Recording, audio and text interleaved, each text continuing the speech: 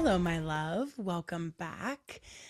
I am speaking to a very specific woman today. She is the one that people rely on. She's the capable one. She's steady. She's the one who has it handled. She may even be the one that people kind of make jokes or comments like, oh, she's got it all together. She's that we can rely on her. She's, oh my gosh, she's so much better at this than I am. You're trusted. You're dependable. You are seen as strong, and you are strong. People feel safe leaning on you. But you've been in this role for a really long time, and it has a cost that almost no one talks about. And the cost doesn't usually show up as burnout at first, it shows up as disconnection. At some point, being responsible stops being a skill and becomes an identity. And this is over time. Okay, our brains learn from repetition. So, from repeatedly being the responsible one, being the one in charge, being the one people trust, the strong one, the reliable one, the trusted one, you took it on as part of your identity. You're not just someone who can handle things, you're someone who must handle things. You are the handler, you are the responsible one. How do you know when you've gotten to that point? I mean, usually you can feel it. And I feel like for a lot of you, as I'm speaking, you're like, I know that's me. But some signs, you stop asking for help because it feels like it's inefficient. You're going to have to explain it. You're going to have to explain how you do it, how you've done it for all this time. And it's going to take too long, or people aren't going to get it, or you'd rather not spend the time doing that. For one reason or another, it's inefficient. And so you don't ask for help.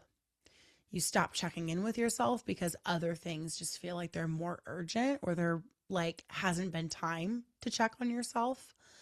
You stop noticing what you want, and even if after years it can turn into you don't even know how to know what you want when you do check in. If somebody were to guide you or tell you like, hey, like, what do you want here, or can you check, you're going to start to notice that you don't even know what you want in anything, and you don't know how to reconnect to desire.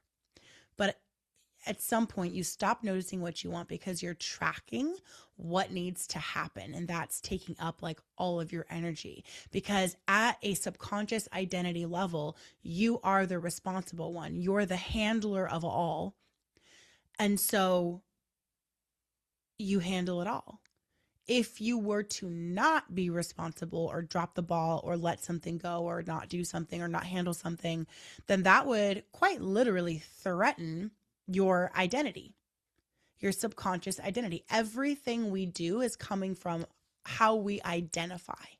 We have a money identity, a body size identity, a relationship identity. We have an identity in all of our different relationships, our romantic relationships, our friendships, our family of origin relationships, our siblings, all of that.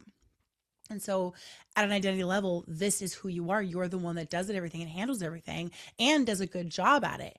So it's your full-time job. You're tracking what needs to happen in order for you to maintain that identity. It's subconscious. It's your wiring. A lot of the time, not always, there are some special circumstances and like abuse and things like that, but typically no one forced this on you. You kind of stepped into it, and then it worked. And then over time, again, it became your identity. It became who you are. So it just kept happening. You being in this role kept things moving. It kept things stable.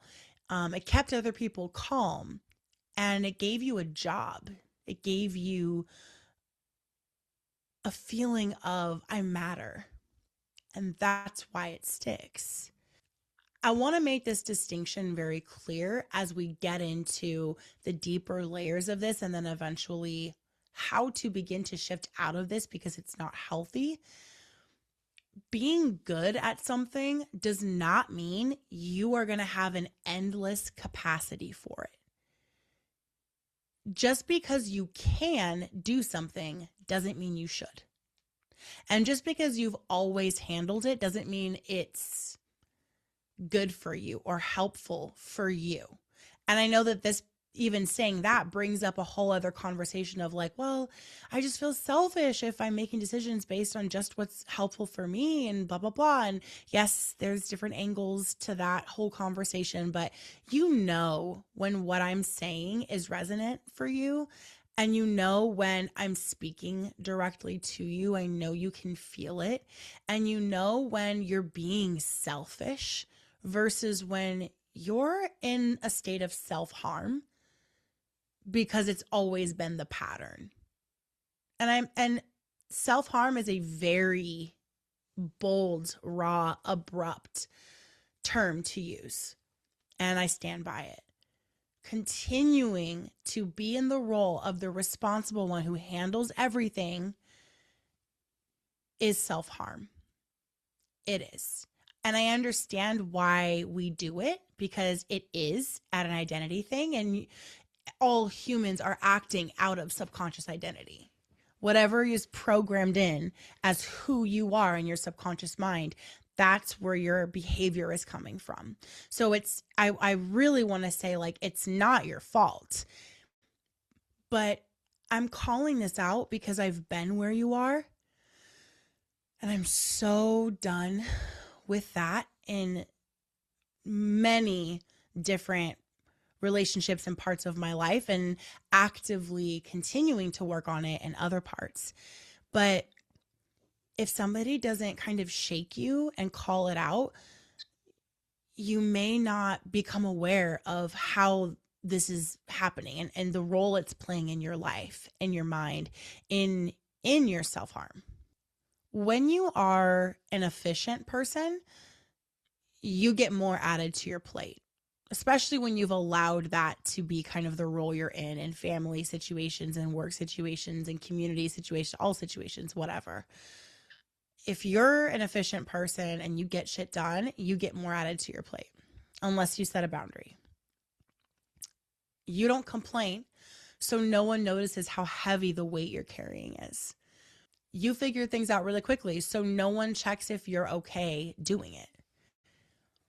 Eventually, you stop checking too.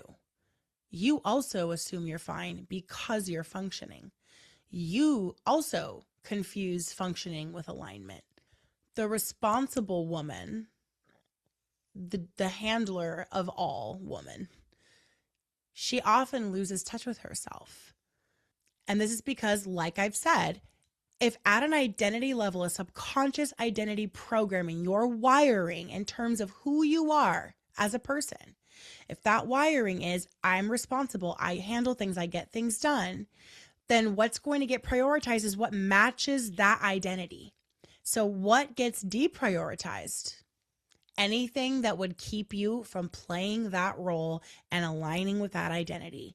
So your inner signals, I'm tired, I need rest, I'm not doing good, etc. Your preferences, because they may not line up with getting shit done and taking care of everything for everyone. Your desires, your body cues, your emotional truth. I mean, there's almost an endless list of things that get deprioritized.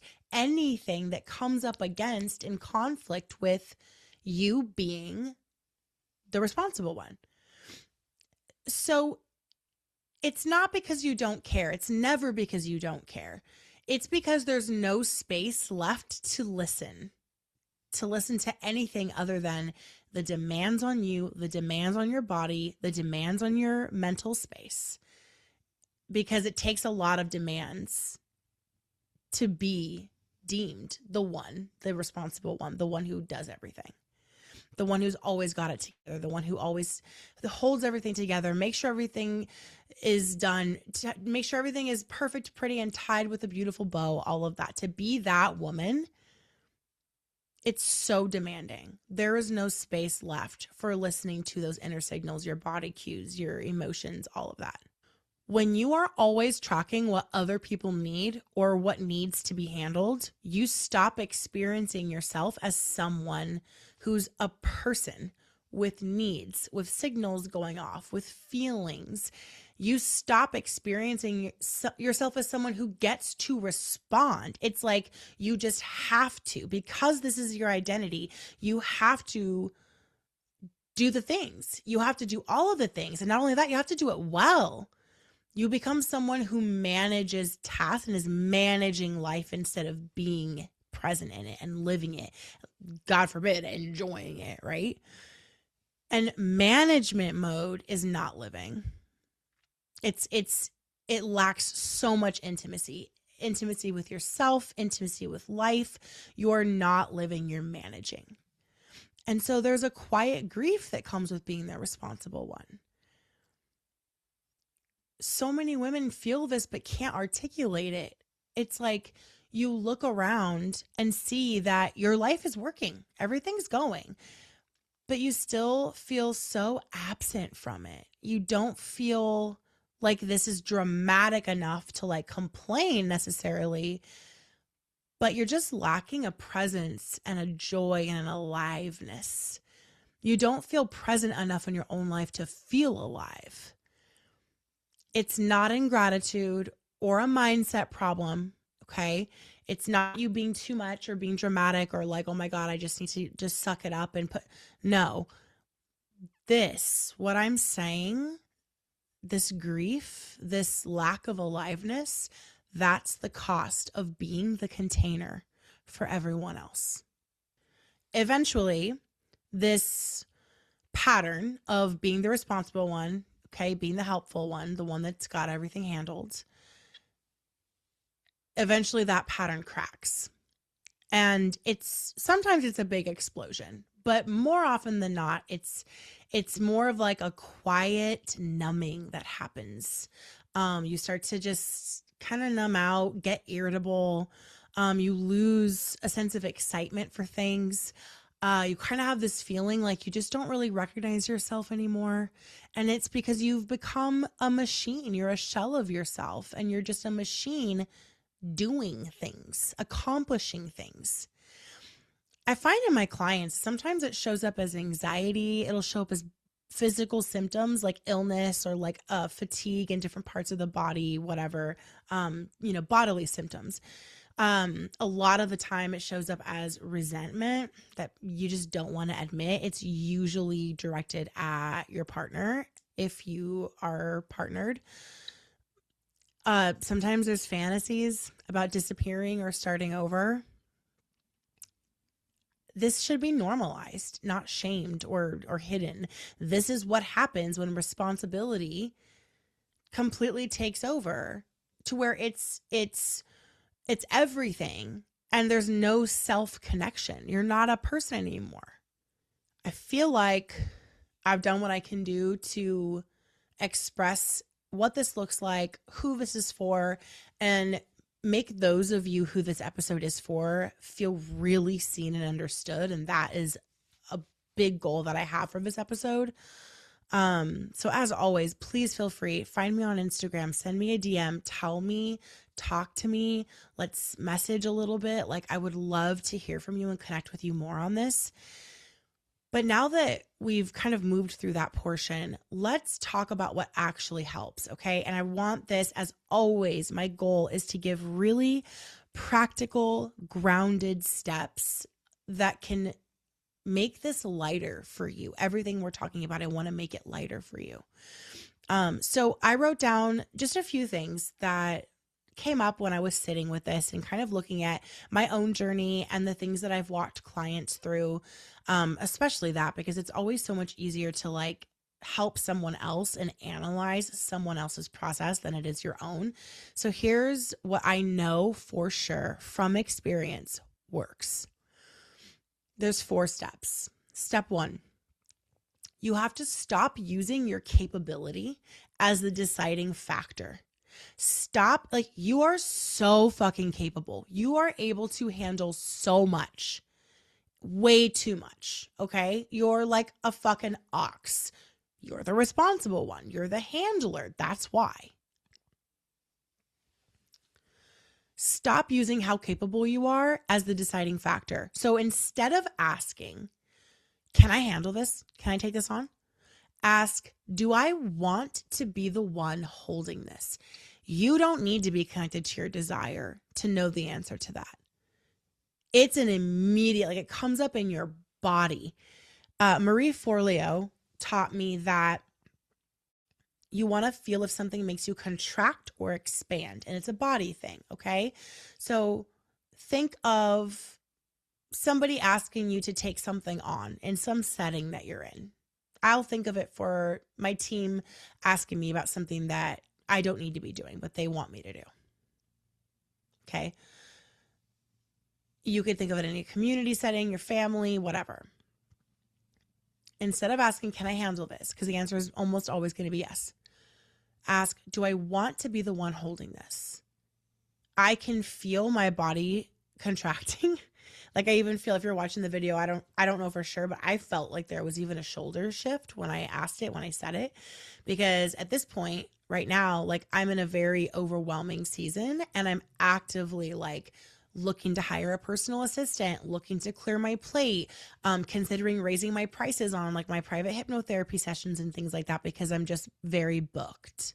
If somebody were to ask me though, like, oh, like, do you want to run Declutter Like a Mother again next year? Absolute expansion. I love doing that. So there are certain things that are always going to be expansive and always going to be contractive. Some things are always going to be a hell yes, and some things are going to be more in between or a hell no. But I'm not going to sit here and preach to you, if it's not a hell yes and it's a hell no. Like that's very annoying. And I don't know, it feels like there's privilege in there somewhere or something. It's just like very annoying. Like it doesn't feel real for me, like at least not right now. And so like I want this to be very real for you. So instead of asking, can I handle this, which the answer is almost always going to be yes, ask, do I want to be the one holding this? And notice your body's reaction, contracting or expanding. Okay? That's your new foundation for deciding if you're going to say yes or no to something. Step 2, I want you to introduce the micro choice. So we're not cleaning the slate and starting over and being a whole new version of ourselves overnight. It's one small decision per day that's based on your preference, not what's most efficient, especially most efficient for other people. No. So this is like, what do you want to eat? What time do you want to do something? What pace do you want to do something at? Like, where do you want to work today? Why don't you take your laptop and go sit somewhere different? What you say yes or no to, like little decisions each day that are based purely and deliciously on your preference. Be selfish. Little micro choices where you are basing the decision simply off your preference. Okay? Step 3, let something be handled imperfectly. Okay, not as a lesson for you or someone else, not as rebellion or fuck you energy, just as some freaking relief for your nervous system, girl. Like, bitch, you have been handling everything. Let someone else handle it and let them not do such a great job. No one's going to do it as good as you. That's why you were the responsible one. Okay? I am not proud to admit this, but something that I say sometimes and used to say a lot was, oh my God, everyone's an idiot except for me. I'm being so honest with that. But like, that is how it felt when I was the responsible one, the handler, and I was fully in that role and doing it everywhere. I said that a lot. And to be quite honest, I kind of meant it because that's how it felt. Why can't, and what in the fuck, like, am I the only one with a working brain? What the fuck? So let it be handled imperfectly as relief for you because we are done doing it all. Step 4, this is the final step. Notice where you feel most like you. This is to reconnect with you after so much disconnection. So be careful here. Because the responsible ones, we like to be like, oh, this is where I feel most like myself. But it's not. It's actually just where we feel the most productive. And because we have a subconscious identity of the doer, the responsibility, the handling it all, that makes us feel in a very not true, not real way that is the most like ourselves. It's not. It's just we're feeling the most productive. There's some comfort in being productive, and we're trying to break up with performative productivity, okay?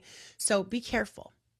Not where you feel the most productive, not where you're the most needed. That's another one. Where do you feel the most internally present? For me, I have a few. The shower. Shower is like, I don't know, it's like a magical portal where everything is just stopped. And when that water is beating down my back, I am just so in my own energy. Even though my mind is usually going, it just goes somewhere different. I don't know. It's less pushy in productivity. When I'm on a walk, I also feel it when I'm on a walk or on a drive with the windows down and the music on. That's another one. So where do you feel the most internally present with yourself? That's you. That's you. So I'm going to go over these steps one more time in case you're taking notes or anything. What's actually going to help you begin to rewire your subconscious mind from being the responsible one that handles everything and burning yourself the fuck out. Stop using capability as a deciding factor. Okay. Stop asking, can I handle this? Start asking, do I want to be the one holding this? And notice if your body contracts or expands. 2, introduce the micro choices. These choices are based purely on your preference, not what's most efficient. 3, let things be handled imperfectly. Just let something, just one thing, be handled by someone else imperfectly as relief for you. And 4, notice where you feel the most like yourself. Not the most productive, not the most needed, the most internally present and calm. Okay? Listen, being responsible is not a bad thing. It's a wonderful thing. Being capable and more capable than other people is not a flaw. It's amazing. And it can't be the only way that you relate to yourself because it's self-harm. It's not safe. It's not good. It's not healthy. It's toxic. You don't need to stop being strong. You just need to stop only being strong. That's the really big one. And that takes rewiring. It's very simple. It may not be super easy, but it is very simple and you can do it. And it is going to be one of the best things you do in your entire life. I promise. This is the work I do. This is it. If you are like, okay, oh my God, I thought this was just like habits and performance and self-improvement. Like, no, girl, you need this. The best place to start, I'm going to repeat this until I'm blue in the face, is the Becoming Her blueprint. It is the entryway, the gateway into what I teach, the method I created, and the shifts that I help women all across the globe step into. I'll put the link in show notes for you. This is just an invitation. It is completely free and it is mind-blowing and shifting and helpful. Now, if you are the responsible one, this episode was absolutely for you, absolutely my gift to you. And I also want to say this episode is not asking you to change everything about yourself or your life. It's just asking you to notice what it is costing you and to maybe consider what it might feel like to include yourself in the care that you give to others so freely. You are not behind, you're not broken, you're not awful, you're not ruining your life, nothing like that. This found you just because you're ready for a different way of holding your life and holding yourself in your life. That's all. Thank you for spending time with me. please reach out to me and let me know how this resonated, what it brought up for you. If there's anything else I can answer for you or support you in, I love you so much. I'm here to shift you and help you get to the next level. And that doesn't mean productivity and pushing and performance or nothing like that. Usually it looks like less, it looks like relief, it looks like peace. So let's get there together. I love you, and I will see you in the next episode.